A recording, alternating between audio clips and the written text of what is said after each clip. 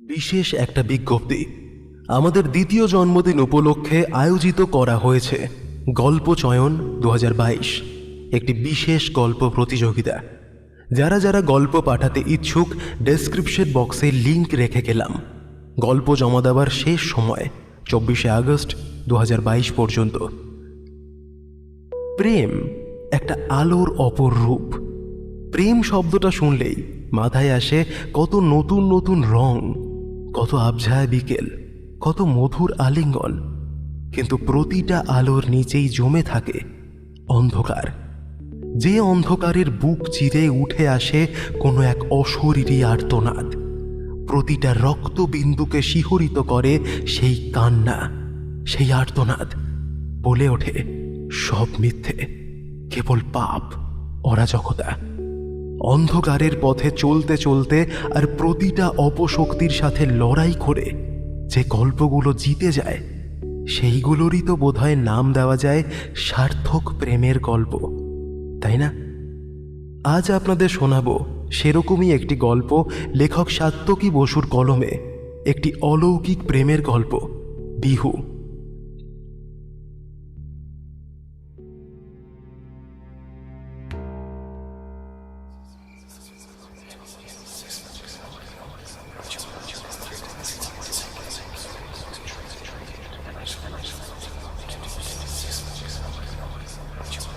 আওয়াজটা অনেকক্ষণ ধরেই হচ্ছে। কারা যেন ফিসফাস করে কথা বলে চলেছে সারা ঘর জুড়ে। শুভ্র উঠে বসলো খাটে। কিসের আওয়াজ? ব্যাংকের ডেপুটি ম্যানেজার শুভ্রজ্যোতি পাল বদলি হয়ে ধূপগুড়ি ব্রাঞ্চে এসেছে দিন 15 হল। এই পাহাড়ের পাশের ছোট্ট মফস্বল বেশ মনে ধরেছে শুভ্রর। আশেপাশে পাহাড় নেই বটে, কিন্তু আকাশটা সর্বদাই যেন মেঘলা হয়ে থাকে এখানে। সর্বদাই বাতাসে ভেসে বেড়ায় সোঁদা গন্ধ। আবার কখনো মন খারাপ করে বৃষ্টি নামে ঝমঝমিয়ে। কখনো খেলা করে আকাশ, আবার কখনো বৃষ্টির দাপাদাপি। আর আছে খুব কাছে দিয়ে বয়ে চলা এক নদী। নদীর চরে বিস্তৃত পাথুরে জমি। সেই পাথুরে জমিতে হেঁটে হেঁটে আর নদীর অসামান্য সৌন্দর্য উপভোগ করতে করতে কাটিয়ে দেওয়া যায় যুগের পর যুগ। শুভ্র এইখানে একজন অবসরপ্রাপ্ত স্কুল মাস্টারের বাড়িতে ভাড়াটে হিসেবে উঠেছে। সবই হলো, কিন্তু এত রাতে কিসের শব্দ? এতদিন তো কোনো শব্দ হয়নি। তবে কি কোনো জন্তু জানোয়ার ঘরে ঢুকলো? কিন্তু ঢুকবেই বা কেমন করে? পাকা বাড়ি, ভাঙাচোরাও না, আর এখান থেকে জঙ্গলটাও বেশ দূরে। আর সে আছেও এই দোতলায়। নিচের তলাটায় মাস্টারমশাই সকাল সন্ধে টিউশন পড়ান। এই বাড়িতে তিনি থাকেন না, থাকেন পাশের একটা বাড়িতে। হিসেব বলছে শুভ্র এখন একাই এ বাড়িতে। এবার শুভ্রর কানে শব্দটা বেশ জোরে শোনালো। কেউ যেন মাদল বাজাচ্ছে। শুভ্র বিষয়টা বুঝতে পেরে নিজের প্রতি নিজেই হাসল। কাছেই সাঁওতাল পল্লী, কোনো বিয়ে টিয়ে আছে হয়তো, আরও কিনা। এত রাতে শেষে ভাবলো ভূত ঢুকেছে। নিজের মনে মনে হেসে বিছানা থেকে নামলো শুভ্র। নিজেকে নিজেই বলল, বয়স তো বছর 25 হলো, এবারে বিয়েটা করো জানাব, না হলে তো এই ভূত প্রেত একা একা ভয় পেতেই হবে। দরজা খুলে বারান্দায় এসে দাঁড়ালো শুভ্র। যেভাবে ঘুমটা ভেঙেছে, একটা সিগারেট না খেলে। পকেট থেকে সিগারেটটা বের করে ধরাতে যাবে, বাইরের দিকে তাকিয়ে বুকটা যেন শূন্য হয়ে গেল শুভ্রর। শির দ্বারা বেয়ে যেন কেউ হরহর করে ঢেলে দিল বরফ জল। শুভ্র অবাক হয়ে দেখল, প্রায় শূন্যে ভেসে ওকে একটা নারী মূর্তি। একটা কাপড় জড়িয়ে আছে তার সারা দেহে। মাথার উপর তার কিলবি দিয়ে খেলছে এক দল যেন নরকের জীবজন্তু। তার চোখের নীল আলো আর বিভৎস মুখের ফাঁক দিয়ে যেন হালকা বেরিয়ে আসছে আগুনের স্থির দৃষ্টিতে তাকিয়ে আছে ঠিক এই দোতলার বারান্দার দিকে। দোতলার বারান্দার দিকে বললে ভুল হবে, তাকিয়ে আছে সে একেবারে শুভ্রর দিকে। সনসনিয়ে হাওয়া দিচ্ছে চারিদিকে। এত হাওয়া যে পারলে শুভ্রকে উড়িয়ে নিয়ে যায়। সেই হাওয়ায় বিষোদাগার যেন স্বয়ং মৃত্যুকে আহ্বান করছে। সেই মূর্তি শুভ্রকে লক্ষ্য করে শব্দ করছে হিস হিস শব্দে। ঠিক যেন শিকারী সাপ নিজের মুখের সামনে শিকার পেয়েছে। প্রচণ্ড ভয় পেল সে। শুভ্র এই ভয়াবহতায় প্রায় অজ্ঞান হয়ে পড়েই যাচ্ছিল মাটিতে, কিন্তু কোনো রকমে টলতে টলতে ঘরে এসে দরজাটা খিল দিয়ে দিল সে। মাটিতে আছড়ে পড়তে পড়তে সে শুনতে পেল শব্দটা।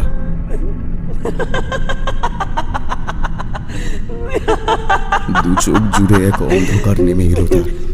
শুভ্র লুটিয়ে পড়ল মাটিতে।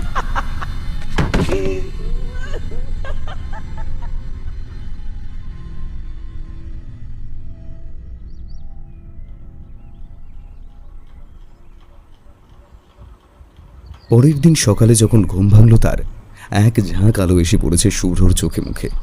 তার মনে পড়ে গেল গত রাতের সমস্ত কথা। সে চারিদিকে দেখল আর নিজেকে আবিষ্কার করলো বিছানায়। কিন্তু সে বিছানায় এলো কেমন করে? তার যতদূর মনে পড়ছে সে তো মাটিতে অজ্ঞান হয়ে পড়েছিল। তবে বিছানাটাও এত পরিপাটি হলো কিভাবে? একটা অবসন্নতায় যখন সে বিছানা ছাড়তে যাবে তখন নিচ থেকে মাস্টারমশাইয়ের গলার শব্দ শুনে মুখে ব্রাশ দিয়ে দরজা খুলে দেখে মাস্টারমশাই এসেছেন, সঙ্গে বছর 20-এর এক সাঁওতাল মেয়ে। তাকে দেখে তিনি বললেন, এই যে শুভ্র, এই দেখো, তুমি কাজের লোক খুঁজছিলে তো? এই দেখো এনেছি। এ খুব ভালো মেয়ে, বুঝলে? এর নাম হলো বিহু। শুভ্র কিচ্ছু বলল না। দাঁত মাজতে মাজতে কেমন যেন উদাস হয়ে পড়ল। সেই দেখে মাস্টারমশাই আবার বললেন, কি হলো হে? হ্যাঁ, তোমার শরীর গতি খারাপ নাকি? শুভ্র কিছুটা থুতু পাশে ফেলে বলল, আগে না মাস্টার মশাই, তবুও কিরকম কি নেবে যদি বলেন, কিছুটা ধারণা যদি দেন আমাকে ভালো হয় আর কি। সে তোমার যা মনে হয় তাই দিও। সারাদিন তোমার এখানেই থাকবে, তুমি চাইলে রাতেও থাকতে পারে। আসলে হয়েছে কি জানো তো, ওর মা বাবা কেউ নেই তো। সারাদিন মামির মুখ ঝামটা লাথি ঝাঁটা খেয়ে খেয়ে। মাস্টারমশাইয়ের কথা শেষ হলো না। শুভ্র বিহুকে জিজ্ঞেস করল। তা পড়াশোনা কিছু জানো? বিহু লজ্জায় মাথা নিচু করে পাটা মাটিতে ঘষতে ঘষতে বলল, আগে বাবু, ক্লাস 10 অবধি পড়েছি। বাহ, মাধ্যমিক পাস? না না বাবু, পরীক্ষা দুটো দিয়েছিলাম, তারপর আর দেওয়া হয়নি। এবার প্রশ্নটা শুভ্র মাস্টারমশাইকে করল। মাস্টার মশাই, ওর বিয়ে হয়নি যে এখনো? মাস্টারমশাই চোখের চশমাটা ভালো করে মুছে নিয়ে বললেন, আসলে কি জানো তো, ওর বাবা ভূষণ আমারই কিসের ছিল। কি হয়েছে, ওই ক্লাস 10-এর পরীক্ষা যখন দিচ্ছে বিভু, ওদের একটা পরবের দিনে রেল লাইনের ওপারে মাঠে জড়ো হয়েছিল ওরা। তো সেইখান থেকে ফেরার পথে ট্রেনের ধাক্কায় ওর বাবা মা আরো অনেকে মারা যায়। প্ল্যাটফর্ম নেই তো কাছে, বা গেটও নেই, তাই ট্রেন হর্ন না দিয়েই অনেকটা চলে আসে। আর যতক্ষণে হর্ন দিয়েছে ততক্ষণে সব শেষ। তো ওর বাবার কাঠাখানিক জমিও ছিল। বিহু তখন ছোট মেয়ে, তাই যা হয় আর কি, যে সব ওর কাকারা নিয়ে নিয়েছে। আসলে ও সাঁওতাল মেয়ে হলেও অন্যরকম, একটু চুপচাপ। তবে হ্যাঁ, কাজে কর্মে কিন্তু মেয়েটার ভারী মন। বেচারি অসহায় হয়ে মামা মামির কাছে ছিল। এই মামির অত্যাচারে মেয়েটি রীতিমতো অতিষ্ঠ, বুঝলে? এই ওর মামি কি সব তন্ত্র মন্ত্র করে, যাকে বলে সাংঘাতিক মহিলা। তো যাকে সেসব কথা এখন থাক। তুমি তো জানো যে আমার ঘরে মেনদা আছে, তাই ওকে রাখতে পারিনি। আর এখন যা দেশের অবস্থা, দুটো কাজের লোক আমি তো পারি না। এইদিকে আবার এ বেচারি মামির লাথি ঝাঁটা খেয়ে। তো যাকে যাকো, সেসব কথা থাক। আচ্ছা, তুমি বলো তো যে তাহলে ও তাহলে কি করবে? যে রাতে ফিরে যাবে নাকি? মাস্টারমশাইয়ের কথা শেষ হলো না। শুভ্র বলল, সমর্থ মেয়ে, আমি নতুন এসেছি এখানে, কে কি বলে। রাতে আপনার বাড়িতে থাকলে কোনো অসুবিধা হবে? হ্যাঁ ঠিক আছে, তাহলে তাই হোক। তুমি বরং এক কাজ করো, বুঝলে, যে তুমি প্রতিদিন ওর কাজ হলে একটু আমার বাড়ি অব্দি ওকে এগিয়ে দিও। আর ও হ্যাঁ শোন বিহু, তোকেও বলে রাখি যে রোজ রাতে বাবুকে খেতে দিয়ে নিজে খেয়ে নিয়ে বাবুকে একটু এগিয়ে দিতে বলবি। ঠিক আছে? বিহু হার নাড়ে।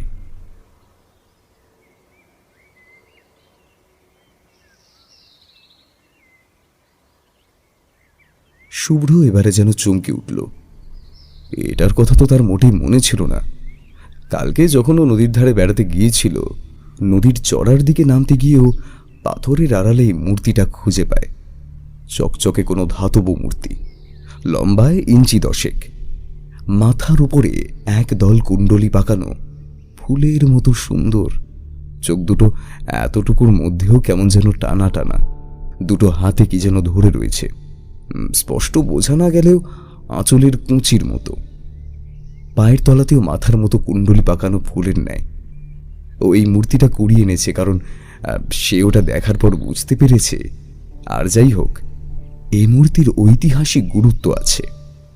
সেই মূর্তি পুরাতত্ত্ববিদের হাতে তুলে দিতে চায়, যদি কোনো গবেষণার প্রয়োজন হয়। কিছুটা আনমনা হয়ে পড়েছিল শুভ্র। সম্বিত ফিরল তার মাস্টার মশাইয়ের গলার শব্দে। এটা কি শুভ্র? সে সবটাই বলল। শুনে মাস্টার মশাই বললেন, দেখো, যা ভালো বুঝো করো, কিন্তু আমার মনে হয় এসব জিনিস বাড়িতে রাখাটা ঠিক না।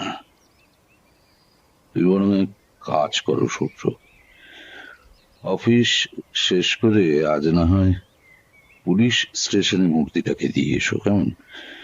আমার মনে হয় সেটাই বোধহয় ভালো হয়। শুভ্র মাথা নাড়ল। বাড়ির ভিতরে আসতেই দেখল ওর বেসিনের কাছে দেওয়ালে হেলান দিয়ে দাঁড়িয়ে আছে বিহু। ওকে বলল, বাবু, দুধ চা দেবো না লিকার চা? বিহুকে মুখ ধুতে ধুতে শুভ্র বলল, হ্যাঁ, দুধ চা দাও, আর হ্যাঁ তুমিও নিও। এমন সময় মেয়েটার ওপর চোখ পড়ল শুভ্রর। আদিবাসীদের শ্যামা মেয়ে বিহু, চোখ দুটো টানা টানা, ঠিক যেন কাজল দিয়েছে। খোলা চুল ঢেউ খেলছে পিঠ অব্দি, হাতের গড়ন পায়ের গড়ন সবটাই যেন ঈশ্বর ভরে দিয়েছেন তাকে। একটা লজ্জা আপাত মস্তক কোনো দুষ্ট ঢেউয়ের মতো খেলছে ওর সারা শরীরে। সেখান থেকে ওর অনন্ত যৌবন যেন একটু একটু করে ধরা দিতে চায় শুভ্রকে। বাবু, কি দেখছো? শুভ্র চমকে উঠল, কিন্তু চটপট উত্তর দিল, তোমাকে। কি সুন্দর তুমি। বিহু খিলখিলিয়ে হেসে চলে গেল রান্নাঘরে। যেন কি একটা সুমিষ্ট বাতাস হাসতে হাসতে খেলতে খেলতে চলে গেল ওর সাথে। শুভ্র ঘরে গিয়ে বসতেই সঙ্গে সঙ্গে চা নিয়ে এলো বিহু। বেশ চটফটে তো তুমি, তো তোমার চাটাও নিয়ে এসো না, বসে একসাথে খাবো, একটু গল্প করবো। যেটুকু সময় এখানে থাকি সেটুকু সময় তো আর কারোর সাথে কথা বলার লোক পাই না। শুভ্রর কথা শেষ হলো না, বিহু ঘর ছেড়ে বেরিয়ে গেল। এতক্ষণে গন্ধটা নাকে লাগলো শুভ্রর। বিহু কিছু একটা তেল ব্যবহার করে, যার গন্ধে ঘর মোহ মোহ করছে। বিহু ওর চাটা নিয়ে এসে মেঝেতে বসতে গেলে শুভ্র বলল, আহা, চেয়ারে বসো না। বাধ্য মেয়ের মতো চেয়ারেই বসলো বিহু। শুভ্র বলল, খুব কষ্ট না তোমার? জানো, আমারও বাবা মা নেই। শুভ্রর বাবা মাও মারা গেছেন তখন শুভ্রর বয়স বছর 10। কাকা কাকিমা তাকে বাড়ি থেকে বের করে দেয়। পথে পথে ঘুরতে ঘুরতে শুভ্রকে পায় কিছু সন্ন্যাসীরা। তারাই তাদের আশ্রমে লেখাপড়া শিখিয়ে শুভ্রকে মানুষ করেছেন। শুভ্রর জীবন ওর কাছে ওর আদর্শ। তারপর ধীরে ধীরে উচ্চতর শিক্ষা, সেখান থেকে চাকরি। সে মিশনের আদর্শে এমনভাবে বড় হয়েছে যে কোনো উঁচু নিচু ভেদাভেদ জাতের বিচারণ নেই।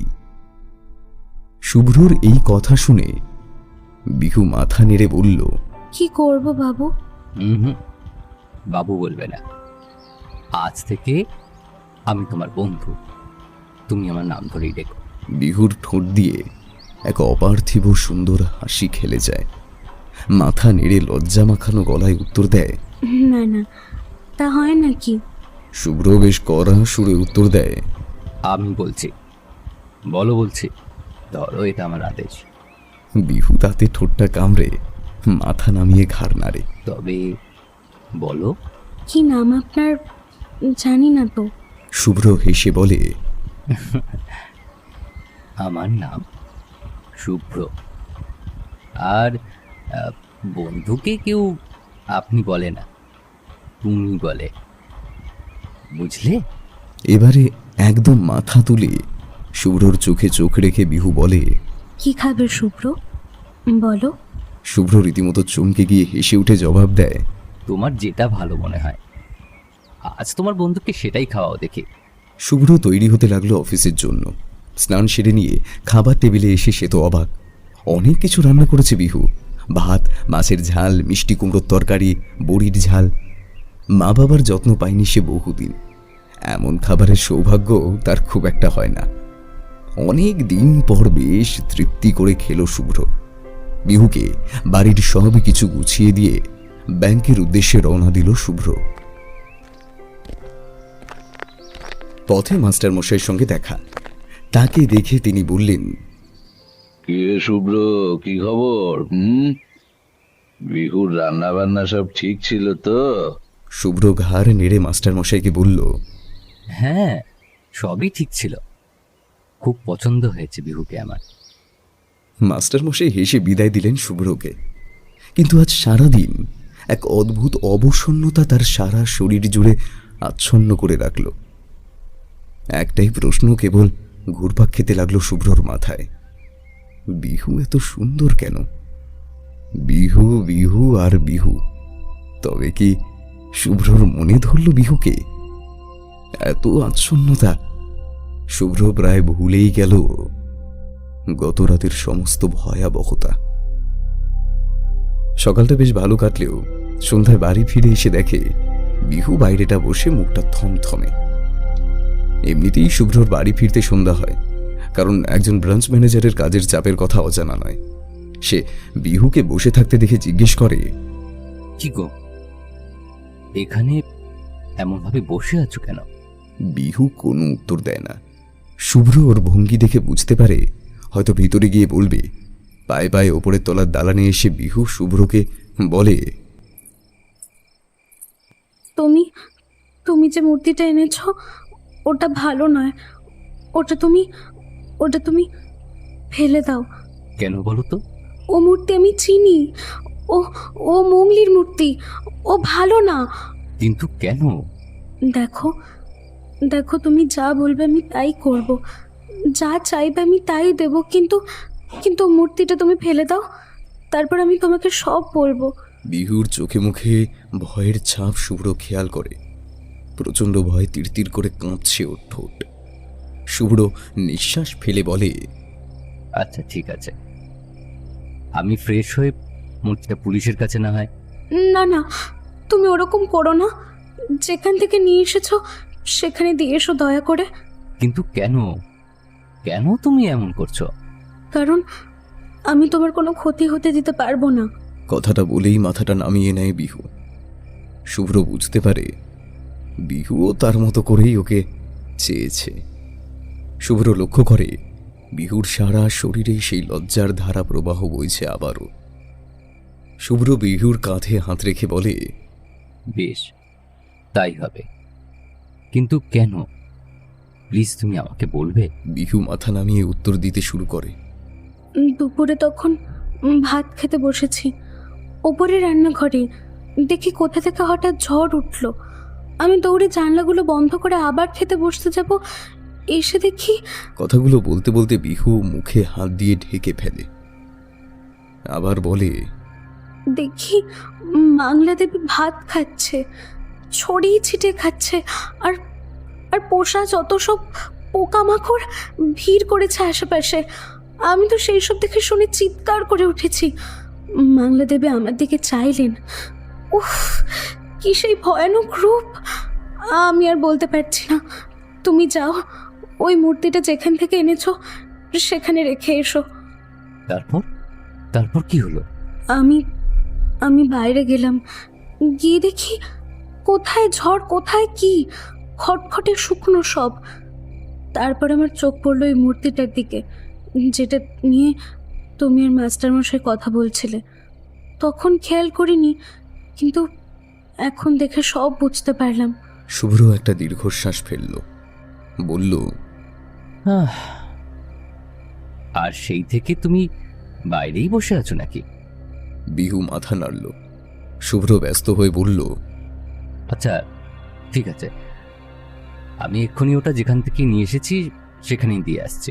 শুভ্র এই মুহূর্তে বিহুর কথাকেই বেশি গুরুত্ব দেওয়ার চেষ্টা করল। সে চটজলদি জামা কাপড় বদলে নিচে এলো। মূর্তিটার সামনে দাঁড়াতেই আধো আলো আর ছায়ায় ঘেরা গা ছমছমে পরিবেশে যেন এক শিহরণ খেলে গেল তার সারা শরীর জুড়ে।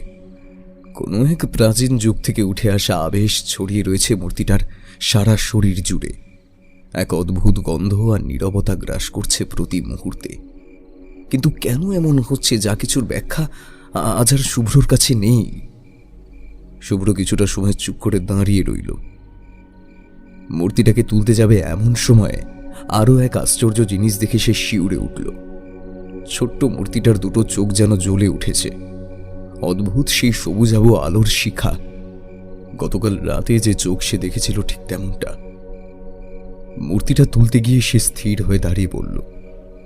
সে খানিকক্ষণ চিন্তা করল, কিন্তু পুনরায় বিহুর কথা ভেবে সে মূর্তিটাকে নিজের সঙ্গে নিয়ে রওনা দিল নদীর চরের দিকে, যেখানে সে মূর্তিটা খুঁজে পেয়েছিল। সন্ধ্যা নেমেছে বেশ খানিকক্ষণ আগে। সন্ধ্যায় কোনো সদ্য বেরোনো রাতচরা পাখির ডাকে মুখরিত নদীর আশেপাশে। কুলকুল শব্দে বয়ে যাচ্ছে নদী, আর ঠান্ডা হাওয়া স্পর্শ করছে তাকে। সে একবার চাইল মূর্তিটার দিকে। না, কোনো অস্বাভাবিক কিছু তো দেখতে পাচ্ছে না। তবে চাঁদের স্মিত আলোয় বড় সুন্দর লাগছে মূর্তিটাকে। কোনো এক দুর্লভ চকচকে ধাতু অথবা পাথরের তৈরি সে মূর্তি। যাই হোক, তবুও শুভ্র আজ এখানেই রেখে যাবে মূর্তিটাকে। গতকাল রাতের সেই বিভীষিকা আর বিহুর কথা শুনে মনে হচ্ছে এই মূর্তিটাই বোধহয় দায়ী এই সবের জন্য। সে এগোতে লাগলো নদীর চরের দিকে, ধীর পায়ে, অথচ এখানে এলোমেলো ছড়িয়ে ছিটিয়ে রয়েছে পাথর। অন্ধকারে হোঁচট খেয়ে পড়লে বিপদে পড়তে হবে। যদিও বিহু সঙ্গে আসতে চেয়েছিল, শুভ্র নিষেধ করেছে। শুভ্র পকেট থেকে মোবাইল ফোন বের করে ফ্ল্যাশ জ্বালালো। এমনিতে তার ফ্ল্যাশের আলো তীব্র, তবুও এই নদীর চরে গভীর নিশ্ছিদ্র অন্ধকারে সেই আলো ফিকে হয়ে রয়েছে। অনেক কষ্টে পা মেপে মেপে সে এগিয়ে গেল সেই পাথরটার দিকে। সেখানে সে খুঁজে পেয়েছিল সেই মূর্তিটা, কিন্তু একটু এগোতেই সে চমকে দাঁড়িয়ে পড়ল। ওকে, হ্যাঁ, সেই পাথরটাই তো যেখান থেকে মূর্তিটা সে গতকাল পেয়েছিল। একটা মেয়ে নদীর দিকে মুখ করে দাঁড়িয়ে আছে। শুভ্র ফ্ল্যাশ লাইটটা উঁচু করে ধরল। না, সে মূর্তির মধ্যে কোনো হেলদোল নেই। সে সাহস করে আর একটু এগিয়ে গিয়ে বেশ জোরে ডাকল, কে কে ওখানে? মূর্তিটা ঘুরে দাঁড়ালো শুভ্রর দিকে। এ কি, এ তো বিহু। শুভ্র অবাক হয়ে বলল, এ কি, তোমাকে নাচতে না করলাম আমি? বিহু এবার কাতর কণ্ঠে বলল, বাবু, তোমার ঘরে যে মেয়েটা আছে ও বিউ লয় বাবু, ও বিউ লয়। বিউ আমি তোমার বিউ। অবাক হয়ে গেল শুভ্র। বিহু তো স্পষ্ট কথা বলে, তার কথায় তো কোনো টান নেই। তবে কে এমন করে ডাকলো তাকে? কে বলছে তাকে এসব? শুভ্রর একটা মন তাকে জোরে জোরে বলতে লাগলো, এটা বিপদ, প্রচণ্ড বিপদ, পালাতেই হবে। সঙ্গে সঙ্গে কোথা থেকে যেন ঝড় উঠল সনসনিয়ে। প্রচণ্ড হাওয়া আর তীব্র দাপটে সব যেন ওলট পালট হয়ে যেতে লাগলো। সে স্পষ্ট দেখতে পেল বিহু যেন দূরে সরে যাচ্ছে আর তাকে চিৎকার করে বলছে, বাঁচাও, বাঁচাও আমাকে, বাঁচাও। সে সামনে এগোতে চাইল, কিন্তু তাকে তার মন, চেতনা সবকিছু যেন ক্রমশ টানছে পাড়ের দিকে। কোন দিকে কি হয়েছে সে জানে না। ঝড় উঠেছে নাকি বাজ পড়ছে মুহূর্তে মুহূর্তে, নাকি দূরে বৃষ্টি নেমেছে সে খেয়াল তার আর নেই এই মুহূর্তে। বাহ্যিক জ্ঞান হারা হয়ে সে দৌড়তে লাগলো। কোন দিকে জানে না, কোথায় যাবে সেও তা জানে না। শুধু দৌড়াচ্ছে। হঠাৎ কোনো কিছুর সাথে প্রচণ্ড ধাক্কায় সে আছড়ে পড়ল মাটিতে।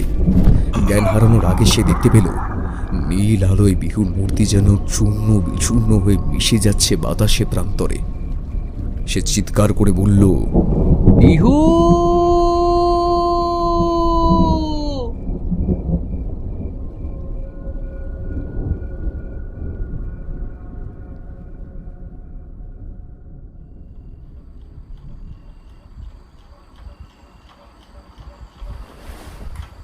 যখন চোখ খুলল তখন দেখতে পেল সে নিজের ঘরে শুয়ে। মাথায় প্রচণ্ড ব্যথা, আর অনেকে অপেক্ষা করছে তার চোখ খোলার জন্য। সে ধীরে ধীরে চোখ খুলতেই মাস্টারমশাই বললেন, এই তো শুভ্রর জ্ঞান ফিরেছে।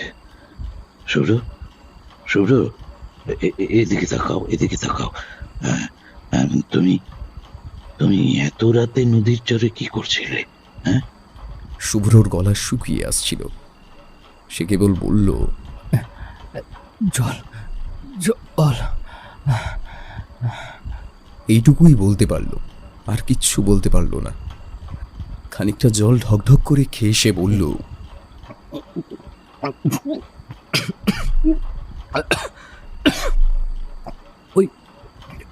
ওই মূর্তিটা। মাস্টারমশাই শুভ্রর কথাটা এইখানেই থামিয়ে দিয়ে বললেন, শোনো বাবা, শোনো, ওই কথা আমাকে বিহু বলেছে, কিন্তু বিহু? বিহু কোথায়? ও ও ও ঠিক আছে তো? হ্যাঁ, ও তো ঠিকই আছে, কিন্তু মাস্টারমশাই, ওই ওই মূর্তিটা? সেটাই তো আশ্চর্যের কথা শুভ্র। তুমি তো ওটাই রাখতে গিয়েছিলে নদীর চরে, মানে সে কথাই তো আমাকে বিহু বলল, কিন্তু কিন্তু এখন তো দেখছি তুমি সেটা না নিয়েই চলে গিয়েছিলে। তাহলে প্রশ্ন হচ্ছে যে তুমি গিয়েছিলে কেন? হ্যাঁ? শুভ্রর মাথাটা বেশ যন্ত্রণা করছিল, কোনো কিছুই তার মাথায় ঢুকছে না। সে বলল, আপনারা একটু যান, আমি একটু বিশ্রাম নিতে চাই। ভাগ্যিস কানাই ছিপ হাতে রাতে মাছ ধরতে গিয়েছিল, না হলে যে কি হতো ভগবান জানে। এই বিহু, দাদাবাবুকে একটু গরম দুধ দে তো, ঘরে আছে? বিহু ঘাড় নেড়ে ঘর থেকে চলে গেল, আর অন্য সকলেও ধীরে ধীরে ঘর থেকে বেরিয়ে গেল। শুভ্র চোখ বুজে শুয়ে রইল। দুধটা নাও। গলাটা শুনে চোখ খুলে বিহুর মুখের দিকে তাকাতে শুভ্র দেখতে পেল ওর চোখের কোণে জল। শুভ্র ওর হাত থেকে দুধটা নিয়ে বলল, কি হয়েছে বলো তো? কাঁদছো কেন? আমার জন্য তোমাকে বিপদে পড়তে হলো। শুভ্র উঠে বসে দুধে এক চুমুক দিয়ে বলল, তুমি কি আমার পিছু পিছু নদীর ধারে গিয়েছিলে? এবার যেন মুখটা শুকিয়ে গেল বিহুর। না তো, কি দেখেছো তুমি? কি দেখেছো আমাকে বলো। শুভ্র সবটা বলল বিহুকে। বিহু সব শুনে থমথমে গলায় বলল, ওই মাংলা জাল ছড়িয়েছে ওই শয়তানি। আহা, কি যাতা বকছো বলো তো? কি যাতা বকছো? কে কে ওই মংলা? বিহু চোখের জল মুছে বলল, মাংলা আমাদের দেবী। এই অঞ্চলে বাংলার প্রকোপে মানুষ ভয় ভয় থাকে। দেবী জাগ্রত হলে বলি চায়, শুধু বলি চায়। কিন্তু এই ধরনের ভয়ঙ্কর দেবীর পুজো মানুষ কেন করে? আমাদের সমাজে কোনো বিয়েওয়ালা মেয়ের পেট না হলে বাংলা দেবীর পুজো করে। কোনো মরদ তার পছন্দের মেয়েকে না পেলে এই দেবীর পুজো করে। আর এই ডাইনিকে অন্যের ছেলে চুরি করে নিয়ে বলি দেয়। তোমাদের কালা জাদু হয় না, এই আমাদের সমাজে কালা জাদুর মতোই। তুমি ওই মূর্তি এনে বড্ড ভুল করেছ, ভীষণ ভুল করেছো তুমি। তাহলে এর উপায়? বিহু মুখের উপর হাত রেখে কিছু একটা ভাবতে ভাবতে উত্তর দিল, মোড়ল দাদু। হ্যাঁ হ্যাঁ, আমাদের মোড়ল দাদু এই বিষয়ে আমাদের সাহায্য করতে পারে। কোথায় পাওয়া যাবে তাকে? আজ রাতেই যাবে নাকি? কালকে সকালে আমি গিয়ে জেনে আসবো সবটা। আমিও যাব। কাল ডে অফ নেব, মানে ছুটি নেব আর কি। শরীরটা বড় খারাপ হলো আজ রাতটা আমি এই বাড়িতেই থেকে যাই না। তোমার কখন কি লাগে বেশ, তুমি না হয় পাশের ঘরে থেকো। সেই রাতে শুভ্রকে বিছানাতেই খাবার দিয়ে গেল বিহু। রুটি, সবজি, ডিমের তরকারি।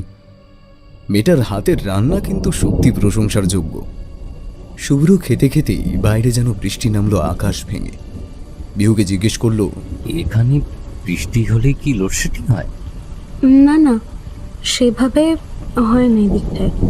শুভ্র যেন হাঁপ ছেড়ে বাঁচল। আগে যেখানে ওর পোস্টিং ছিল সেখানে প্রায়শই কারেন্ট যেত। এখানে গতকাল থেকে যা শুরু হয়েছে তাতে করে কারেন্ট গেলে প্রাণটা বোধহয় হাতেই চলে আসতো। তবুও ভালো। খাওয়া শেষে বিহু শুভ্রের বিছানাটা গুছিয়ে দিচ্ছিল, এমন সময় ফোনটা বেজে উঠল শুভ্রর।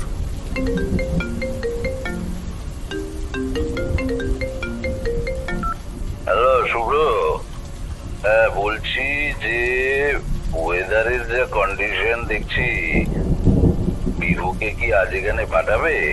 না মাস্টার মশাই, বৃষ্টি যা নেমেছে তাতে করে ও এখানেই থাক। বেশ, তবে সাবধানে থেকো কেমন? রাখছি। বিছানায় শোয়ার কিছুক্ষণ পরেই দু চোখে ঘুম যেন জড়িয়ে এলো শুভ্রর। খানিক পরে সে যেন শুনতে পেল কেউ তাকে ডাকছে। এ কি, এ তো বিহুর গলা। শুভ্র অসুস্থ শরীর নিয়েই দৌড়ে নামলো বিছানা থেকে। এক ছুটে দরজা খুলে বাইরে আসতেই শুনতে পেল নিচ থেকে কাতর গলায় বিহু ওকে ডাকছে। দৌড়ে নিচে গেল অন্ধকারে। দিক বিদিক জ্ঞানশূন্য হয়ে নামতে নামতে বেশ কয়েকবার হোঁচটও খেল। কিন্তু এখন বিহুকে বাঁচানোটাই শুভ্রর এক এবং একমাত্র উদ্দেশ্য।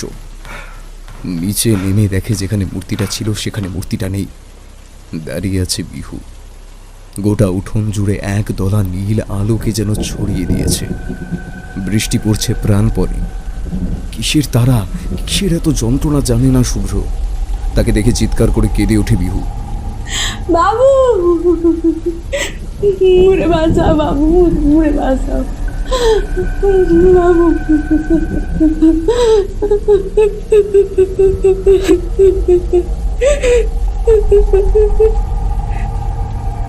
এখানেই আবার খটকা লাগলো। বিহু তো এমনি করে কথা বলে না। শুভ্র চিৎকার করে বলে, কে তুমি? তুমি তুমি আমার বিহু নয়। এই বলে সে দরজা বন্ধ করে দিতে যেতেই প্রচন্ড কিসের এক ধাক্কায় জোর করে দরজা খুলে গেল। শুভ্র ভয়ার্ত চোখে দেখল সেই মূর্তি ধীরে ধীরে বদলে যাচ্ছে।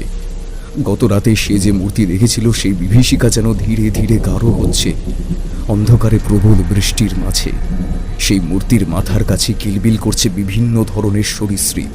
পায়ের কাছে দলা পাকানো আছে, দলে দলে মৃত সরীসৃপ। সেখান থেকে অসংখ্য পাতালের অতি প্রাকৃতিক প্রাণী উঠে আসছে ঝাঁকে ঝাঁকে। প্রচন্ড ভয় ও বিভীষিকায় সে কিছু বলতে যাবে, তখনই সে বলে উঠল, মোংলা ঘরে নিয়ে এসেছিস আর বৃষ্টিতে ভেজাচ্ছিস? তোরই তো বড় হিম্মত। দেখ তোর আমি কি সর্বনাশটা করি। এই বলতেই আকাশ ভেঙে যেন বাজ পড়ল। চারিদিক থেকে ভয়াবহ জীবেরা দৌড়ে দৌড়ে আসতে লাগলো। বাড়ি ঘর সব মিলিয়ে গিয়ে ধীরে ধীরে অগ্নিবলয়ে পরিণত হতে লাগলো চারপাশ। শুভ্র প্রাণপণ চেষ্টা করতে লাগলো এই দুর্ভেদ্য পাতাল থেকে নিজেকে উদ্ধার করতে, কিন্তু না, সাক্ষাৎ মৃত্যুর সামনে দাঁড়িয়ে সে বিড়বিড়িয়ে তার ঈশ্বরের নাম নিতে থাকলো। মুহূর্তে কে যেন প্রচণ্ড ধাক্কা দিল তাকে। আঘাত লাগা মাথাটা আরও একবার সজোরে ঠুকে যেতে যেতে কোনো কিছুর এক নরম স্পর্শে ধীরে ধীরে সে যেন চেতনা ফিরে পেতে শুরু করলো। মাথা খুলেই দেখে সে বিহুর কোলে শুয়ে আছে। বিহু বলল, কি হয়েছিল? স্বপ্ন দেখেছিলে? কোনো ক্রমে ধীরে ধীরে মাথা তুলে সে বলল, খুব খারাপ স্বপ্ন। আমার না খুব ভয় লাগছে বিহু। বিহুকে এই বলে চাপটে ধরল শুভ্র। প্রথম কোনো নারী শরীরের সম্পূর্ণ আলিঙ্গনে শরীরের প্রত্যেকটা অঙ্গ যেন জেগে উঠতে লাগলো শুভ্রর। আমি তোমাকে ভালোবেসে ফেলেছি বিহু। বিহু এক মোলায়েম হাসি হেসে ওঠে, আর ওর চোখে কোনো লজ্জা নেই। আমিও। আমি তোমাকে বিয়ে করতে চাই বিহু। বিয়ে করবে আমায়? শুভ্রর কথা শেষ হওয়ার আগেই এক প্রচণ্ড শব্দে কেঁপে ওঠে আকাশ বাতাস। কেউ অট্ট হাসি হাসছে, কেউ আবার কেঁদে উঠছে ভেউ ভেউ করে। কি প্রচণ্ড সেই শব্দ, গায়ের সমস্ত লোমকূপ যেন খাঁড়া হয়ে ওঠে। বিহু আর শুভ্র একে অপরের দিকে চাইল। এক প্রচণ্ড বিভীষিকা। সেই প্রচণ্ড শব্দ থামতেই কে যেন তীব্র গলায় পাতালের গভীর থেকে কে যেন বলল, মোর বলি বিহু, তুই ওকে পাবি ক্লাই, তুই ওকে পাবি ক্লাই। শুভ্র প্রাণপণে ইষ্ট দেবতাকে স্মরণ করতে লাগলো। বিহুকে জড়িয়ে রাখলো দুই হাতে। কিছুক্ষণ পরে সেই বিভীষিকা যেন ধীরে ধীরে কেটে গেল। বিহুর মুখটা নিজের হাতের মধ্যে রেখে শুভ্র বলল, এসব কেন হচ্ছে? বিহু শুভ্রের দিকে তাকিয়ে যেন হাউ হাউ করে কেঁদে উঠল। কাঁদতে কাঁদতে বলে ওঠে,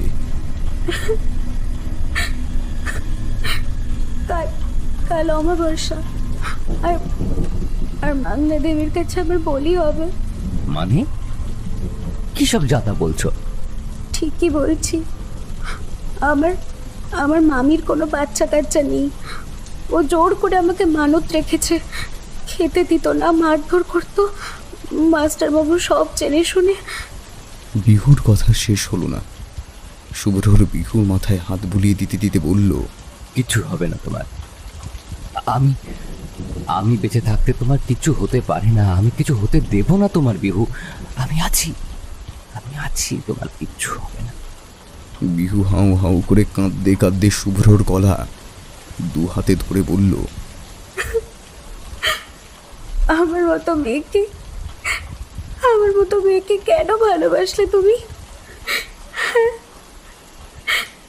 শুভ্র বিহুর চুলে বিলি কেটে দিতে দিতে বলল, ভালোবাসি, ব্যাস এইটুকুই। আমি তোমার কোনো ক্ষতি হতে দেব না। আমার সবটুকু দিয়ে তোমার রক্ষা করবো আমি, কথা দিলাম। কাঁদতে কাঁদতে আরো নিবিড় হয়ে দুজনে গভীর ঘুমে আচ্ছন্ন হয়ে পড়ল ধীরে ধীরে।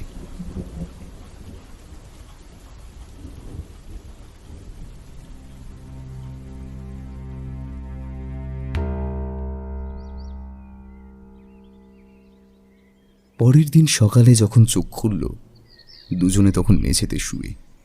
শুভ্র ওঠার সাথে সাথে বিহু উঠে বসল, বলল, চা করে দিই?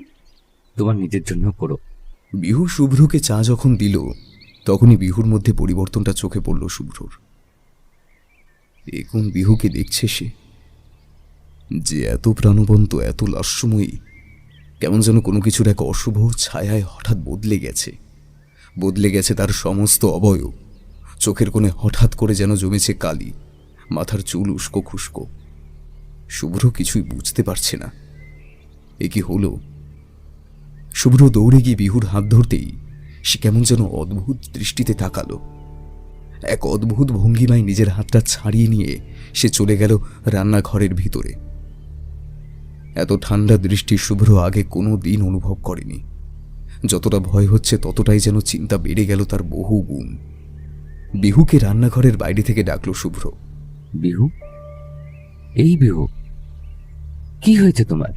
কিন্তু না, কোনো শব্দ তো নেই, বরং এক নাগারে কাজ করে চলেছে সে, যেন কোনো এক মানবী না, এক যন্ত্র। সে কাজ করাটাই তার এক এবং একমাত্র লক্ষ্য। এছাড়া তার জীবনে আর কোনো চাওয়া নেই, পাওয়া নেই, নেই কোনো কামনা বাসনা। আবার ডাকলো শুভ্র। বিহু, বিহু, কি হয়েছে তোমার?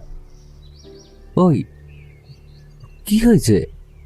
এবার বিহুর মধ্যে থেকে এক অদ্ভুত শব্দ কানে এলো শুভ্রর, কেমন যেন পশুর শিকার ধরতে যাওয়ার আগে গর্জন, ঠিক সেই রকম। এবারে রীতিমতো একটা অদ্ভুত হয়ে ভয় গ্রাস করলো শুভ্রকে। না, এ তো মোটের ঠিক লক্ষণ না। এই কথাগুলো মাস্টারমশাইকে বলা দরকার এই ভেবে শুভ্র দৌড়ে নিচে নামলো। বিহু যাতে বাইরে না যেতে পারে সেই কারণে দরজা বাইরে থেকে বন্ধ করে নিচে নামলো হুড়মুড়িয়ে।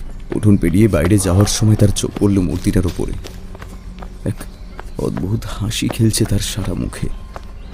মূর্তির আকৃতি ছোট, কিন্তু তার মুখ যেন স্পষ্ট হয়ে উঠেছে শুভ্রর চোখে। যেন এক হিংস্র দৃষ্টিতে চেয়ে কিছু একটা অশুভ সংকেত দিতে চাইছে সেই মূর্তি। শুভ্র আর দাঁড়াতে পারল না। শুভ্র দৌড়াতে লাগলো বাইরের দিকে। দৌড়ে গিয়ে মাস্টার মশাইয়ের দরজায় কড়া নাড়তে লাগলো উদ্ভ্রান্তের মতো। মাস্টারমশাই দরজা খুলে শুভ্রকে দেখতে পেলেন। তার মুখে চোখে ভয় ও দুশ্চিন্তা দেখে বেশ অবাকই হলেন। মাস্টারমশাই তাকে জিজ্ঞেস করলেন, কি ব্যাপার শুভ্র, কি হয়েছে বাবা? তোমার চোখ মুখ এরকম লাগছে কেন? কি হয়েছে, এটা কি? মাস্টারমশাই, মাস্টারমশাই, আপনি ভিতরে চলুন, অনেক দরকারি কথা আছে আপনার সাথে। আসুন আসুন। মাস্টারমশাই শুভ্রকে নিয়ে ভিতরে এলেন। শুভ্রকে বসালেন, জিজ্ঞেস করলেন কি ঘটেছে। শুভ্র কোনো কথা না লুকিয়ে সমস্তটা স্পষ্ট করে বলল মাস্টারমশাইকে। মাস্টারমশাই সবটা শুনে চিন্তিত হয়ে পড়লেন। বললেন, কি আশ্চর্য, এত কিছু ঘটে গেছে আর তুমি আমাকে তা বলনি?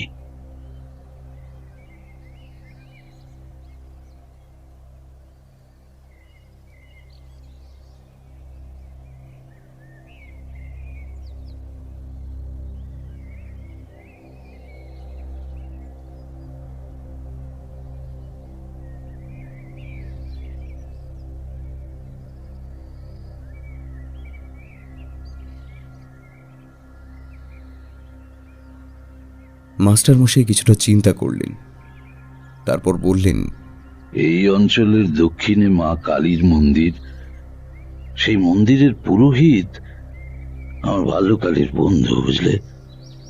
আমার মনে হচ্ছে যে এই অবস্থায় ওনার কাছে যাওয়াটাই বোধহয় ঠিক। ওনা ওর এলাকার মোড়লের কাছে যাওয়ার কথা বলেছিল। আরে না না না না না, ওদের মোড়ল সাংঘাতিক রকমের গোঁড়া। সে খুব ভালো করে জানে যে ওইসব প্রথা কতটা ভয়ানক, কিন্তু কিন্তু কোনো কারণে ওরা ওদের গোষ্ঠীর মানুষের বিরুদ্ধে যাবে না, বুঝলে? আমাদের ঠাকুর মশাইয়ের কাছে যাওয়াটাই ঠিক হবে। হ্যাঁ, ওটাই ঠিক। বেশ, তবে চলুন যাওয়া যাক। হ্যাঁ, ভালো কথা। বিহুকে কি বন্ধ করা আছে দোতলায়? হ্যাঁ। বেশ বেশ, তবে নিশ্চিন্ত। তাহলে চলো যাওয়া যাক। দুজনে রওনা হলো গ্রামের প্রান্তের মন্দিরের উদ্দেশ্যে। খানিকটা যাওয়ার পর মন্দির দেখা গেল। এই মন্দির এমনিতেই বিস্তীর্ণ সবুজ, আর এমন সময় প্রায়শই মেঘের দেখা মেলে। মেঘের শোভিত বাহারে মন্দিরের চূড়া আকাশ স্পর্শ করেছে। সে এক অপরূপ মেঘের গায়ে যেন আঁকিবুকি কেটেছে মন্দিরের শ্রী। মন্দিরের ভিতরে ঢুকতেই ওদের দর্শন মিলল মা কালীর, কৃষ্ণবর্ণ চতুর্ভুজা। সে এক অতি প্রশান্তি মায়ের মুখে। পুরোহিত পুজো করছিলেন। মাস্টারমশাই শুভ্রকে কোনো কথা না বলতে বলে চুপ করে বসতে বললেন। ঠাকুরমশাই পুজো চলাকালীন কোনো কথাবার্তা মোটেই পছন্দ করেন না। চুপ করে বসল তারা। মায়ের পুজো দেখতে দেখতে বেশ খানিকক্ষণ কেটে গেল ওদের। পুরোহিত পুজো সেরে পিছন ঘুরে উৎফুল্ল হয়ে বললেন, আরে বলুন যে, বেশ তো বিজ্ঞানের মাস্টারমশাই আজ মন্দিরে। কি ব্যাপার? মাস্টারমশাই উঠে দাঁড়ালেন। ধীরে ধীরে ঠাকুরমশাইয়ের দিকে এগিয়ে গিয়ে বললেন, ভাই কমল, আমরা খুব বিপদে পড়ে তোমার কাছে এসেছি ভাই, আর তোমাকে তোমাকে একটা কিছু উপায় করতেই হবে। ঠাকুরমশাই মাথা নাড়লেন, বললেন, বেশ, মায়ের প্রসাদ গ্রহণ করো, তারপর শুনছি। ঠাকুরমশাই ওদের হাতে কয়েকটি ফলের টুকরো আর একটা সন্দেশ দিলেন। সেই প্রসাদ গ্রহণ করে জল খেতেই শুভ্র নিজের মধ্যে একটা পরিবর্তন লক্ষ্য করল। মাথা টনটনে ব্যথা আর শরীরে যে আচ্ছন্ন ভাব এতক্ষণ ছিল, সেসব কেটে গেল যেন আচমকাই। নিজেকে হঠাৎই বেশ তরতাজা অনুভব হতে লাগল। শুভ্র বুঝল এসবই পরম করুণাময়ী মাতৃশক্তির আশীর্বাদ। মনে মনে সে মাকে প্রণাম করল। অজান্তেই তার চোখ দুটো ভিজে গেল।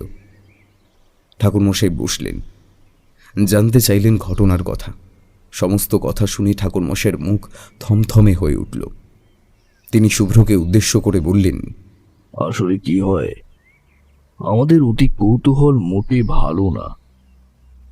আমরা এই কৌতূহলের বশীভূত হয়ে নানা ধরনের ভুল কাজ করে ফেলি, আর এই কৌতূহল দমিয়ে রাখার কোনো উপযুক্ত রাস্তাও আমরা দেখতে পাই না। আর তুমি এই ভুলটাই করেছো। মনে রাখতে হবে, এই জগতে মাতৃশক্তির মতো শুভ শক্তি যেমন বিরাজমান, ঠিক তেমনি অশুভ শক্তিও এই জগতে কম নেই। মাংলা দেবী এই অঞ্চলের এক উপদেবী। অপদেবী বলাটাই ভালো।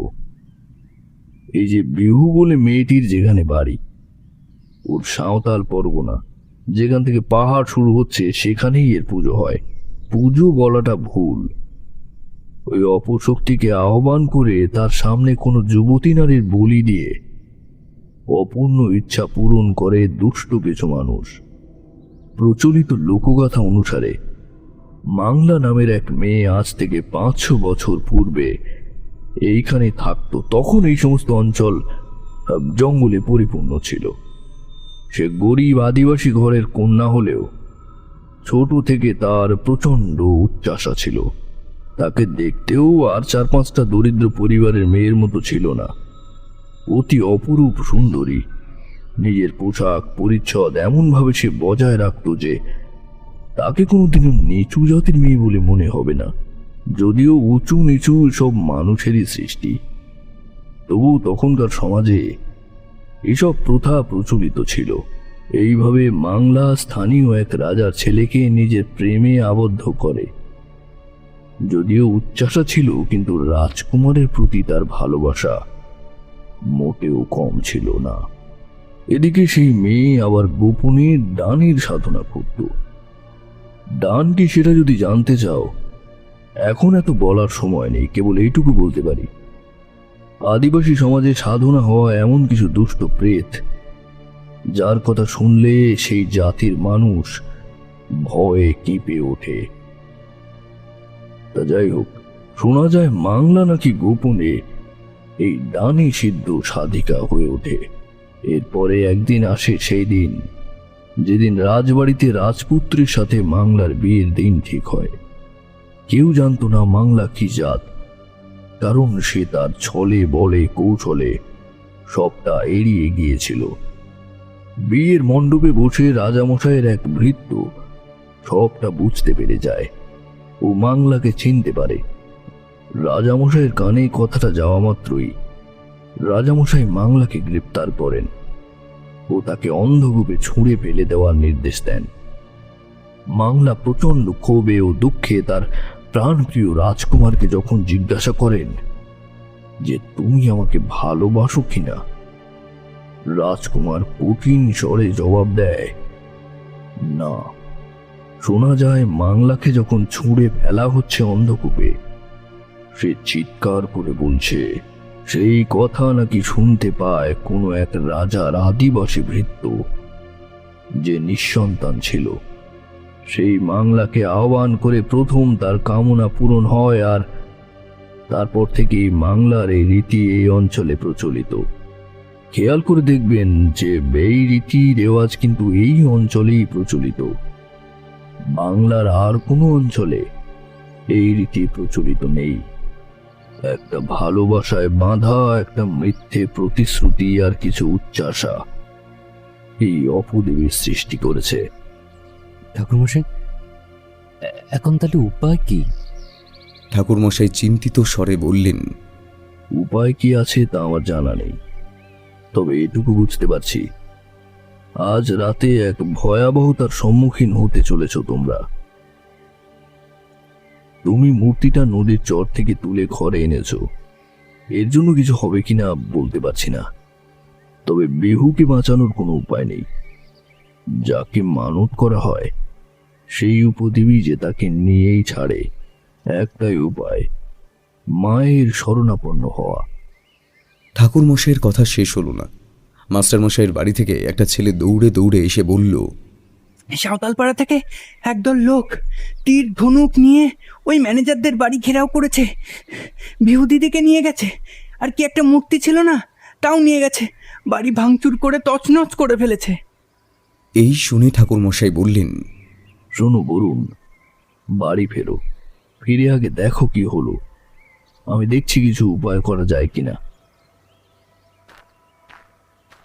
ওরা হন্তদন্ত হয়ে ফিরে এলো। এসে দেখে সমস্ত বাড়ি লণ্ডভণ্ড, ভাঙচুর। শুভ্র মাস্টারমশাইয়ের হাতে হাত দিয়ে বলল, মাস্টারমশাই, বিহুর কি হবে এখন? ওহো, এখনই এত ভেঙে পড়লে চলবে? চলো তো দেখি দেখি আগে যে কি বিহিত করা যায়। চলো চলো চলো। এই অঞ্চলের সাঁওতাল পরগনা নদীর ধার দিয়ে হেঁটে গেলে বাঁশবন তার ভিতর, আর সেখান থেকে নাকি সমতল জমি শেষ হয়ে পাহাড় তৈরি হয়েছে। মাস্টার মশাই আর শুভ্র দুজনে মিলে নদীর ধার দিয়ে হাঁটতে হাঁটতে পৌঁছে গেলেন সেই জঙ্গলে, যে জঙ্গলের মধ্যে এই সাঁওতাল পরগনা। জঙ্গল বলতে মূলত বাঁশবন আর উঁচু উঁচু পাথুরের জমি। মাস্টার মশাই জঙ্গলে প্রবেশ করে শুভ্রকে হাতের ইশারায় চুপ থাকতে বললেন। গুড়ি মেরে বাঁশঝাড়ের ভিতর দিয়ে যাওয়ার সময় মাস্টার মশাই বললেন, সাবধানে, হ্যাঁ, সাবধানে সাবধানে এসো। ওদের পরগনায় ঢোকার আসল পথ থেকে ইচ্ছে করে এই পথ দিয়ে ঘুরে আসছি। আসল পথ দিয়ে এলে আমাদের আমাদের প্রাণহানির আশঙ্কা থেকে যায়। হ্যাঁ, সাবধানে। কিছুটা এগোতেই চিৎকার চেঁচামেচির আওয়াজ শোনা যায়। ওরা গুড়ি মেরে পাথরের গা থেকে নিচে দেখে ওরা চমকে ওঠে। বিহুকে গাছের সাথে বাঁধা হয়েছে। ওর মাথায় সিঁদুর, হুল, তেল ইত্যাদি আরো কি সব লাগানো হয়েছে। ওর পরনে লাল শাড়ি, আর ওর মুখোমুখি একটা বড় গাছের নিচে শুভ্রর খুঁজে পাওয়া সেই মূর্তিটা, যেটাকে বসানো হয়েছে বিভিন্ন পশুর হাড় বা মানুষের হাড়ের উপর প্রতিষ্ঠা করা হয়েছে। সিঁদুর দিয়ে সেই চকচকে মূর্তিকে লাল করা হয়েছে, আর তার সামনে ধামসা মাদল বাজছে জোরে জোরে। তবে এই ধামসা মাদলের শব্দ, সুর কিন্তু একেবারে আলাদা। এই সুরে যেন কোনো ভয় দূর থেকে আহ্বান করে নিয়ে আসা হচ্ছে। মাঝখানে একজন মধ্যবয়স্কা মহিলা, পরনে ডুরি শাড়ি, কপালে মোটা করে টিপ। সে হাততালি দিয়ে নাচছে আর দুর্বোধ্য ভাষায় কী সব যেন বলে চলেছে। মাস্টারমশাই ইশারায় বুঝিয়ে দিলেন ওই মহিলাই বিহুর মামি। শুভ্রর এত কিছুতে ভ্রুক্ষেপ নেই। সে তাকিয়ে আছে বিহুর দিকে। একদিনের জন্য হলেও জীবনে প্রথমবার যাকে সে ভালোবেসেছিল, সে আজ বিপদে। ও তার প্রথম ভালোবাসা, ওর যন্ত্রণা দেখে শুভ্রর দু চোখ ফেটে জল এলো। এই সময় স্পষ্ট দেখতে পেল শুভ্র বিহু তার দিকে তাকিয়েছে। মোটা দড়ির বাঁধনের তীব্র যন্ত্রণা ওর সমস্ত চোখে। সেই কাতর চোখে তাকিয়ে ওর ঠোঁট দুটো তীর তীর করে কেঁপে উঠছে, যেন বলছে শুভ্র। শুভ্র চুপ থাকতে না পেরে উঠে দাঁড়াতে যাচ্ছিল। মাস্টারমশাই ওর হাত দুটো সজোরে চেপে ধরল, বলল, কি করছো কি? বসো, মরবে নাকি? দেখো দেখো, ওই লোকগুলোর হাতের দিকে তাকিয়ে দেখো।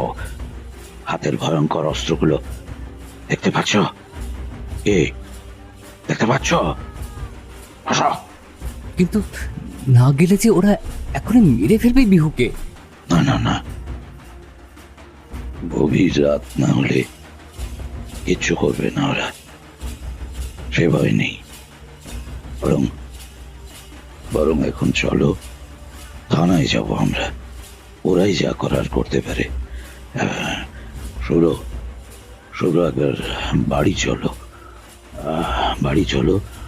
তোমার জব আইডিটা তোমার সঙ্গে রাখা দরকার, কারণ হয়তো মতে পুলিশ তোমাকে একটু বেশি গুরুত্ব দেবে, বুঝতে পেরেছ? ধীরে ধীরে উঠে পিছনে ঘুরতেই বিপদ। ওরা দেখে একজন লোক সাঁওতাল জনজাতিরই, ওদের মেপে নিচ্ছে। ওরা ঘুরতেই দৌড়ে পালিয়ে যাচ্ছিল। শুভ্র ক্ষিপ্ত বাঘের মতো ওর উপর ঝাঁপিয়ে পড়ল। প্রচণ্ড রাগে ওকে মাটিতে ফেলে ওর গলার টিপে ধরল, সজোরে বলল, হরম দাদা, বল কেন কেন ধরে নিয়ে এসেছি বিহুকে, কেন? মাস্টারমশাই কোনো ক্রমে ছাড়ায় শুভ্রকে। লোকটাকে বলে, সত্যি করে বল, কেন লুকিয়ে দেখছিলি আমাদের? বল। লোকটা ছাড়াবে কোনো ক্রমে হাঁপাতে হাঁপাতে বলে, আমি ধরে লাই গো বাবু, আমি ধরে লাই, আমি কিচ্ছু জানি না গো বাবু। বেশ বেশ, ঠিক আছে ঠিক আছে, মেনে নিলাম, কিন্তু আমাদের লুকিয়ে দেখছিলি কেন বল? রাগ কইবেন না বাবু, রাগ কইবেন না। আমি আপনাদের দেখি নাই, আমি বিহুকে দেখতে আইছিলাম। মিথ্যে বলার জায়গা পাওনি? শিবে সোরেন আমার নাম। বিহুকে আমি ভালোবাসি গো, নিজের মাইয়ার মতো। ওর বাপটু আমার জান ছিল বটে। খবর পাইয়া আমি আর থাকতে লাগছি, তাই এইছিলুম।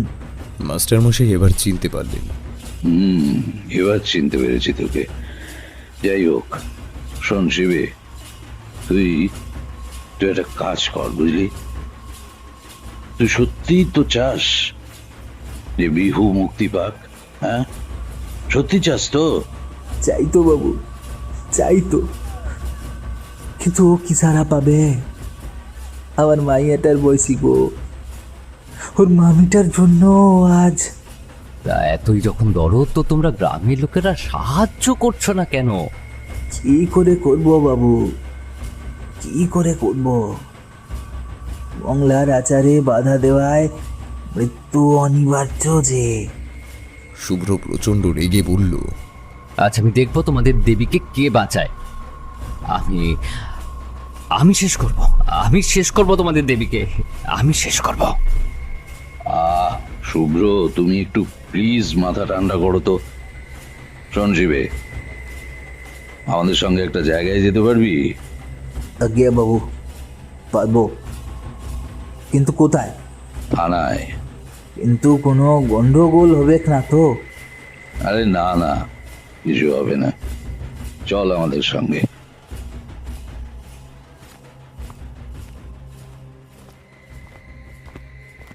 মাস্টারমশাই রাস্তায় যেতে যেতে বললেন, এই শিবেকে নিয়ে এসে একটা কি লাভ হলো জানো?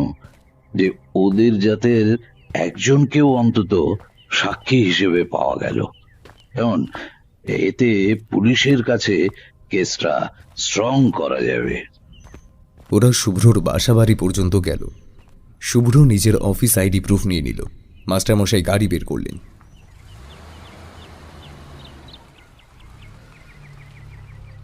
গাড়ি যখন থানায় গিয়ে পৌঁছলো তখন বেলা 12টা বেজেছে।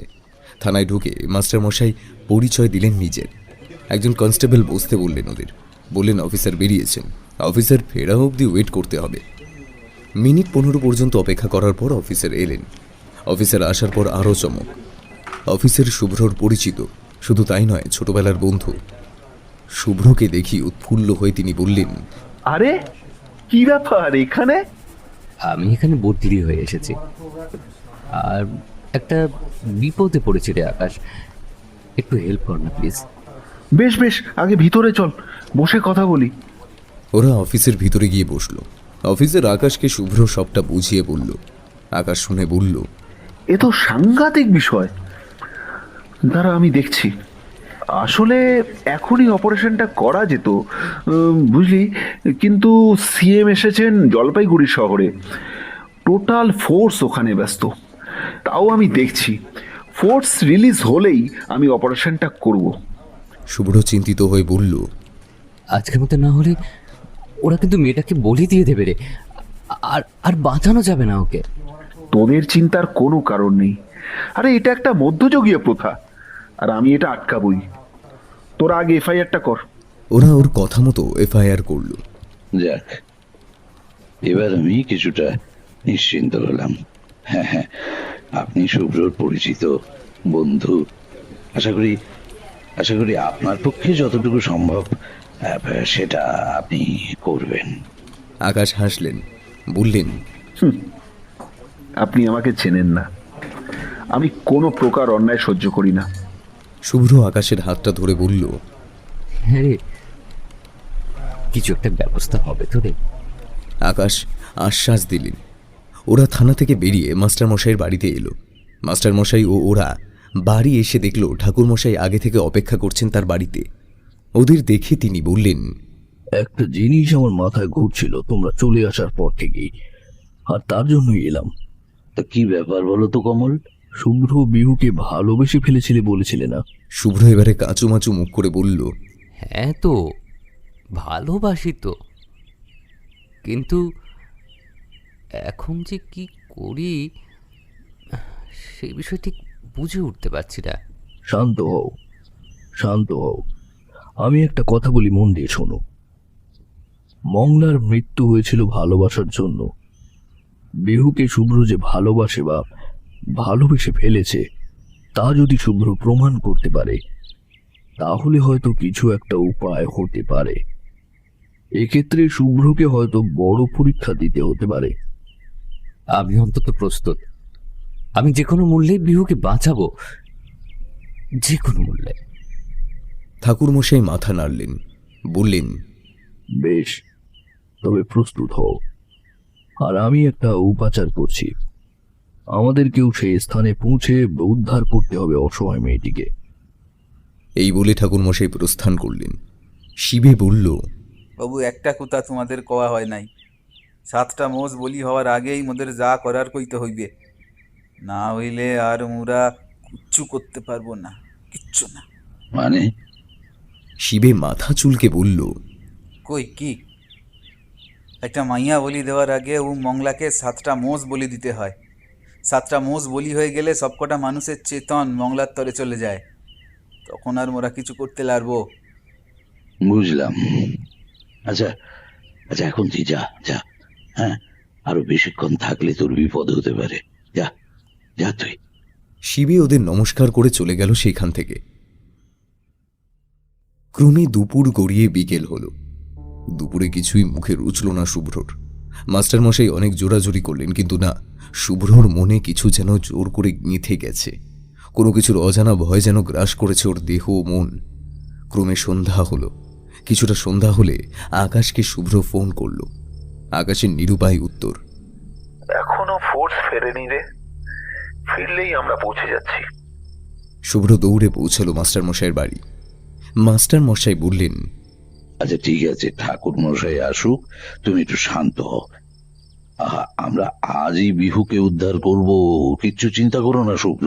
হ্যাঁ, কিচ্ছু চিন্তা করো না তুমি। না, শুভ্রর চিন্তা কিছুতেই শেষ হওয়ার নয়। ওর কেবলই মনে হচ্ছে সবাই যেন আজ সরে এসেছে ওর থেকে, বিহুর থেকে। বিহুর যা হয় হোক, কারোর যেন কোনো কিছুই করা যায় না। মাথা নামিয়ে হয়তো চোখ দুটো বুঝে এসেছিল শুভ্রর। সে যেন স্বপ্নে দেখল বিহু প্রচণ্ড কাঁদছে, আর কাঁদতে কাঁদতে ডাকছে শুভ্রকে। সে যেন বলছে, শুভ্র, শুভ্র, শুভ্র, আমাকে বাঁচাও শুভ্র। আমার যে সত্যি তুমি ছাড়া আর কেউ নেই।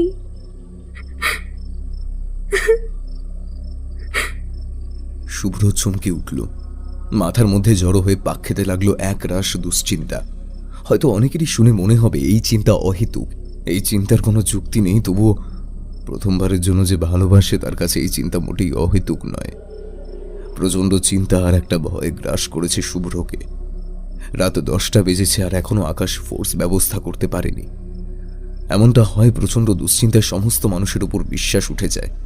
শুভ্রর কেবলই মনে পড়ে যাচ্ছে বিহু শেষবার দেখার সেই চোখগুলো, আর তীর তীর করে কেঁপে ওঠা সেই ঠোঁট, যা অস্ফুটে বলেছিল ও আর বসে থাকতে পারে না, একা একা হাঁটা দেয়। প্রচণ্ড জোরে সমস্ত জ্ঞান হারিয়ে হাঁটতে থাকে সেই জঙ্গল লক্ষ্য করে। প্রচণ্ড ঠান্ডা হাওয়া নদীর ধারে শুভ্রর গায়ে যেন পিনের মতো গেঁথে যেতে থাকে।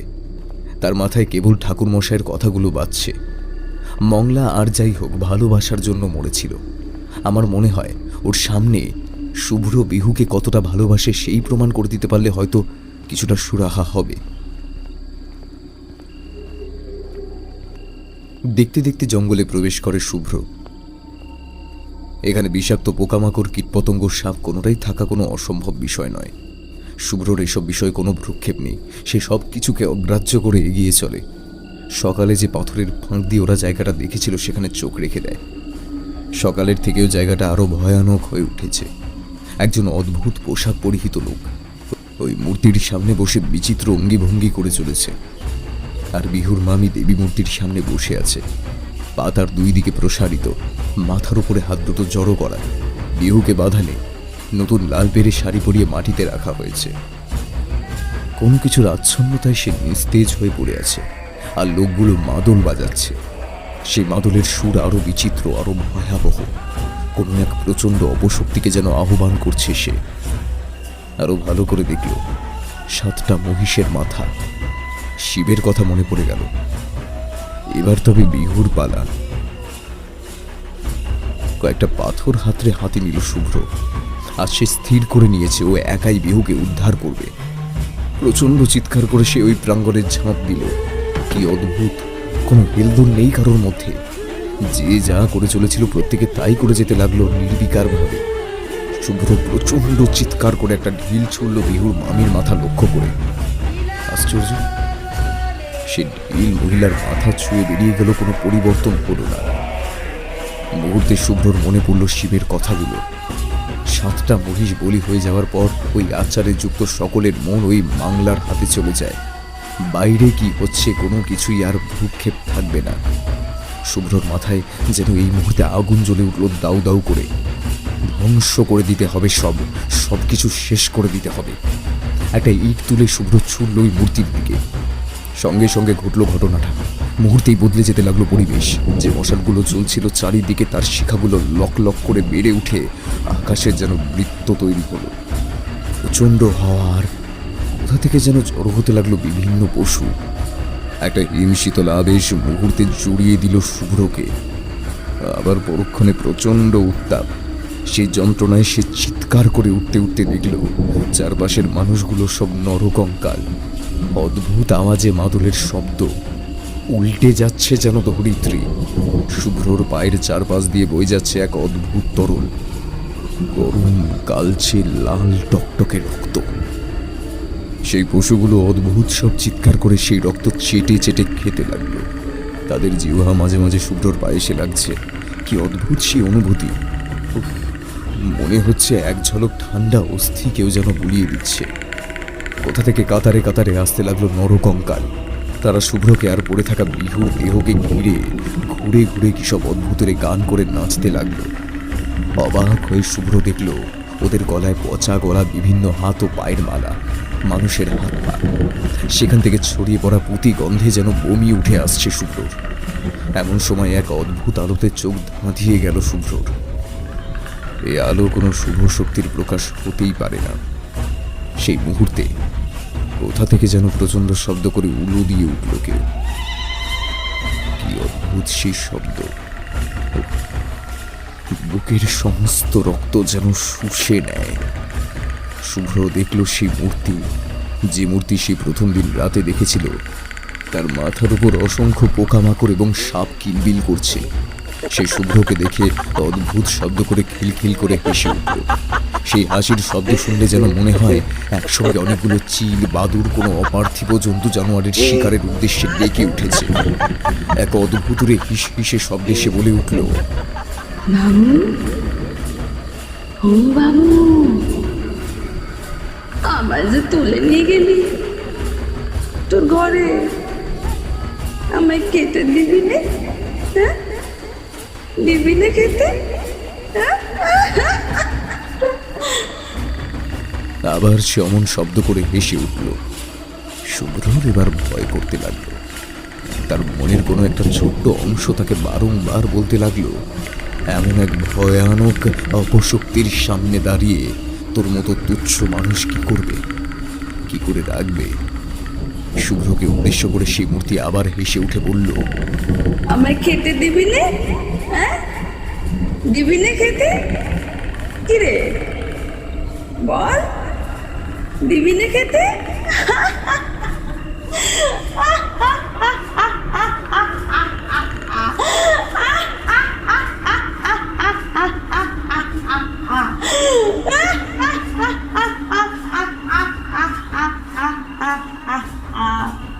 শুভ্র ভালো করে বুঝতে পারল ওই মূর্তির চোখ অচৈতন্য বিহুর উপর। শুভ্র তার গলায় শরীরের সমস্ত শক্তি সঞ্চয় করে বলে উঠল, খবরদার, খবরদার বলে দিচ্ছি, তুমি আমার বিহুর দিকে হাত বাড়াবে না, হাত বাড়াবে না তুমি আমার বিহুর দিকে, বলে দিলাম। সেই মূর্তি আবার প্রচন্ড স্বরে খিলখিলিয়ে হেসে উঠল। চারিদিকের পরিস্থিতি আরো জটিল থেকে জটিলতর হয়ে উঠতে লাগলো। শুভ্র এবারে একেবারে অসহায় হয়ে বিহুর অচৈতন্য শরীরটা আঁকড়ে ধরে কাঁদতে লাগলো এবং সেই মূর্তিকে উদ্দেশ্য করে বলতে লাগলো, আমাকে নাও তুমি, আমাকে খাও, আমাকে নিয়ে যা খুশি করো, কিন্তু বিহুকে ছেড়ে দাও। আমি যে ওকে বড্ড ভালোবেসে ফেলেছি। ভালোবাসা, এই শব্দটা যেন জাদুর মতো কাজ করলো। সমস্ত অশুভ পরিস্থিতি যেন মুহূর্তে শীতল হয়ে উঠল। হঠাৎ এক তীব্র সুমিষ্ট গন্ধ, কোনো এক শুভ শক্তির চিহ্ন যেন প্রকট হতে লাগলো।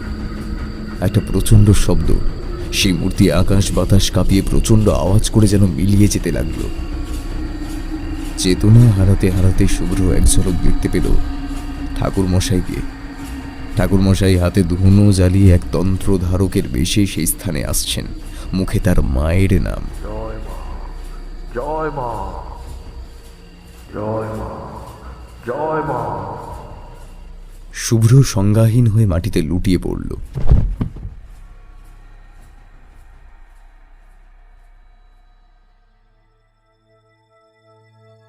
দীর্ঘ 14টা দিন হাসপাতালে ছিল শুভ্র আর বিহু। শুভ্রের পায়ে ক্ষত সৃষ্টি হয়েছিল গভীর। চিকিৎসকেরা জানিয়েছিলেন পাহাড়ি ঝোপঝাড়ের মধ্যে দিয়ে যাওয়ার জন্যই হয়তো এই ক্ষত, কিন্তু শুভ্র জানত এই ক্ষত কি এবং কেন। সেদিন রাতে ফোর্স পেতে অনেকটা দেরি হয়ে যায় অফিসার আকাশের। রাত 10:30 নাগাদ রওনা হয় তারা। শুভ্রর বাসায় গিয়ে জানতে পারে সে বেরিয়ে গিয়েছে। অগত্যা তারাও রওনা হয়। এদিকে ঠাকুরমশাই মন্ত্রপুত ধুনি নিয়ে রওনা হন মাস্টার মশাইকে সাথে নিয়ে। ওরা শুধু দেখতে পায় কিছু লোক মাতাল হয়ে পড়ে আছে সেখানে, আর শুভ্র সেখানে দাঁড়িয়ে চিৎকার করছে। পুলিশ ওই সাঁওতালের দল আর বিহুর মামিকে গ্রেপ্তার করে। পুলিশ এটাই স্টেটমেন্ট দেয়, মাতাল হয়ে বিহুকে ওরা আর বলি দিতে পারেনি, কপাল জোরে বেঁচে গিয়েছিল সে। ঠাকুরমশাই সব বুঝতে পারেন। তিনি পরে একটু সুস্থ হতে শুভ্রকে জিজ্ঞেস করেন। সব শুনে তিনি বলেন, বুঝলে বাবা, সবচেয়ে বড় তন্ত্রশক্তির নাম প্রেম। সে একদিনের হোক আর 100 বছরের প্রাচীন। আর কেউ নয়, বিহুর প্রতি তোমার প্রেম তোমাকে বাঁচিয়ে দিয়েছে। সুখী হও বাবা। আর বিহু সুস্থ হয়ে সব জেনে শুনে শুভ্রকে জড়িয়ে ধরে কেঁদেছিল কেবল। তার কাছে তো তার চাইতে আর বড় ভৈরব কেউ নেই, তাই না?